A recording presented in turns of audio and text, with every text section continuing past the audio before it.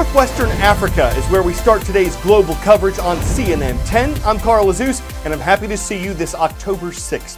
According to the U.S. Central Intelligence Agency, the nation of Niger is one of the hottest and poorest countries on the planet. It's landlocked, most of it is desert. Niger's government has seen multiple coups since the 1990s.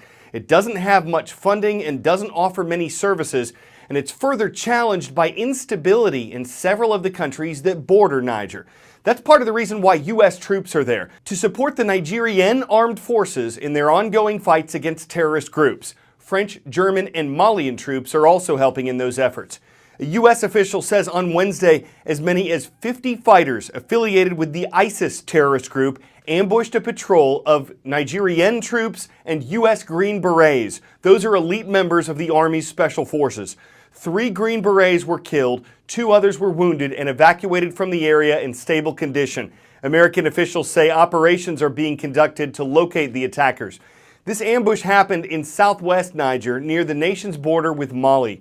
Terrorist groups remain in this region despite efforts led by France to get rid of them. Next stop on today's show is India, where cash accounts for 90% of shopping transactions. In fact, many retail stores in the world's second most populated country don't have credit card machines. Even for expensive jewelry, many of those who can afford it pay cash. There are a couple related problems. Some people are hiding the money they earn to avoid paying income taxes on it. And there's a lot of counterfeit money floating around India. So last year, the government announced it would suddenly replace its 2 largest banknotes. People with the old ones would have to exchange them at banks for the new ones. It's created some ripple effects that experts say have contributed to an economic slowdown. If you want to gauge the mood of a country, speak to the taxi drivers, or in New Delhi, the auto rickshaw guys. I hail one of the 3-wheelers for myself. Meet Sarvesh. He's 22 and has been driving these taxis for 5 years. I ask him a common question in these parts. Sarvesh, so can I ask how much you were making in a day before all of this happened? आप कितना बनाते थे पहले? पहले तो sir ऐसे ही बना देते थे, 1000 रुपए बना देते, 1000 rupees. 1000 rupees. And how much are you making now? अभी कितना बना रहे हैं? अभी तो 500 रुपए हो जाता है. 500 rupees. 500 rupees. That's half. Yes. That's because India has a cash crunch. Scenes like the one behind me have become common across India. Long queues of people lining up to exchange their old notes for new ones at banks and ATMs. But really, this is just one side of the story. The reality is that hundreds of millions of Indians, nearly half this country's population, is unbanked. And that means they have no bank accounts, no credit cards. Everything they buy and sell is in cash. And that's people like Sarvesh. He's never been to a bank. He lives day to day on small change from his job. And because the rich have less cash, less is trickling down to him. India's move to change currency notes was designed to crack down on rich people with hoards of cash, what's known here as black money, income that is off the books and untaxed. But only 3% of Indians qualify to pay income tax. Sarvesh is part of the other group, the 97%.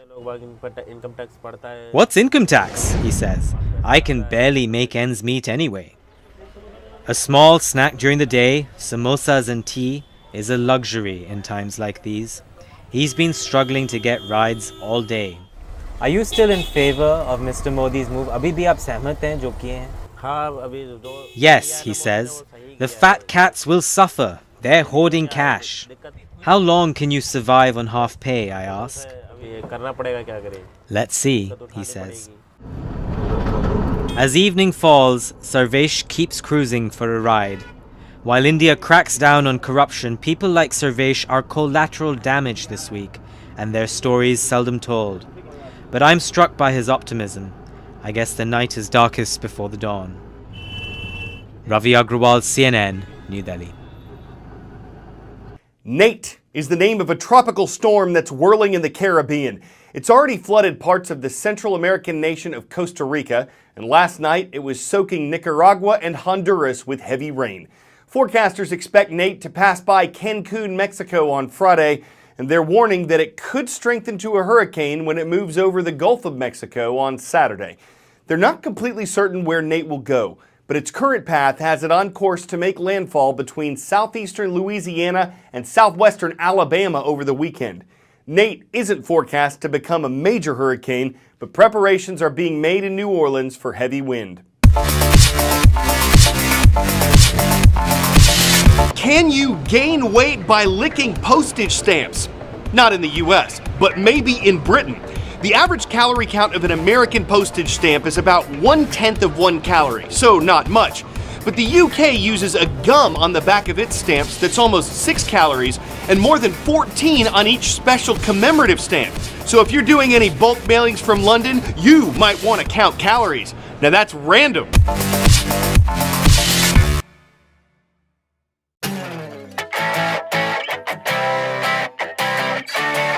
One goal of robot engineers, especially those working on humanoid robots, is to create machines that can keep their footing like people do if they trip or if they're pushed, and to get back up if they fall.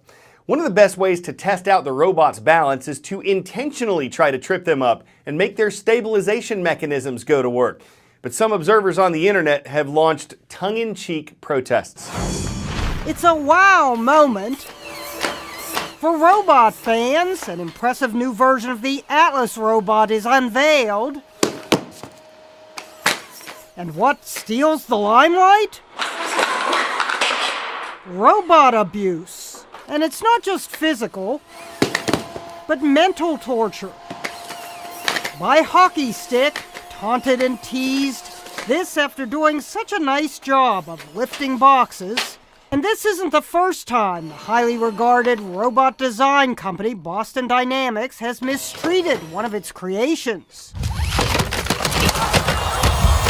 Actually, there's a perfectly good reason for this robot abuse.